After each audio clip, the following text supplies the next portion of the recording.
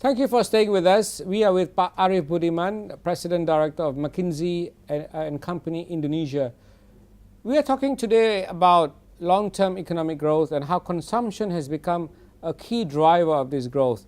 This discussion is, of course, premised around the Indonesia Economic Forum, which will take place on November 25th. But Arief, welcome back.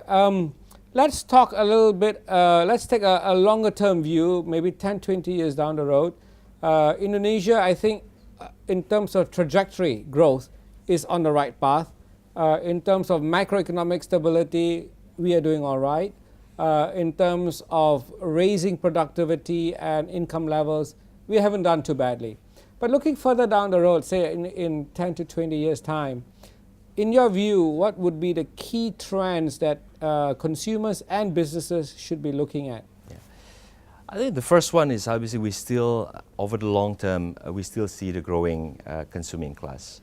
In particular, actually, with urbanization in the cities.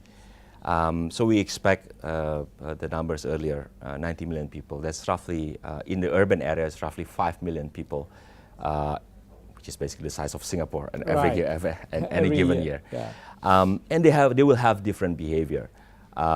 We talked earlier about the traditional Indonesians who are more financial conservative and so on and so forth. This new breed of consuming class, as we have already seen actually today, are a little bit more open. They are more engaged.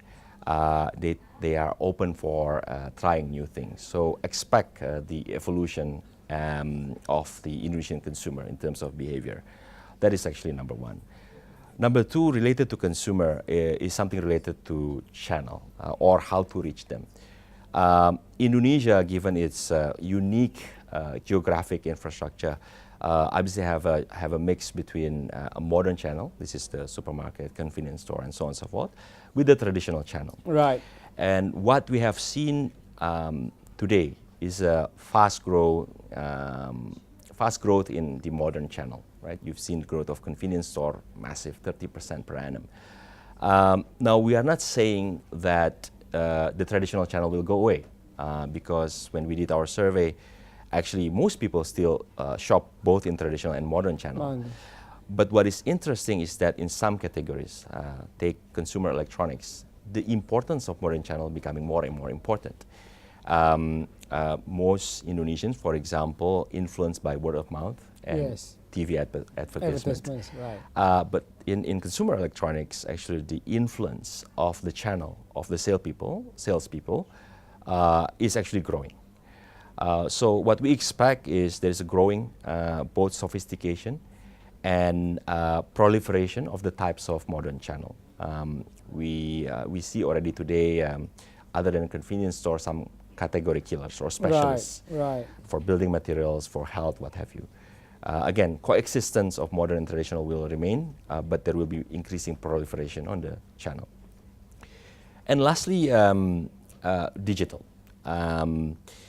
The fact is today, despite we have 40 million people online, most of them are still in social networking. Exactly. 70% in social networking, chatting, netting, what have you. And only roughly 7% of them actually shop online, which is, compared to China, for example, the number is much higher at 30%. However, when we look into the consumer in particular, many of them are actually still very new to online. 70% are only tasting online less than 3 years. And when we follow their progression and evolution, they actually consume more as they get used to it. So we see a lot of excitement. This digital will be here, and given the archipelagic nature, we believe that this will be more and more important driver going forward, despite a relatively low scale today. Right. Yeah, in effect, we need to move from being a Facebook nation to being a digital nation, right? Yes. I mean, although now with Facebook itself wanting to be more transactional, so at the end of the day, it comes down to commerce, doesn't it? Yeah. We need to transact. We need to buy and sell, whether we do it online or whether we go to a traditional market or whether we go to a modern store.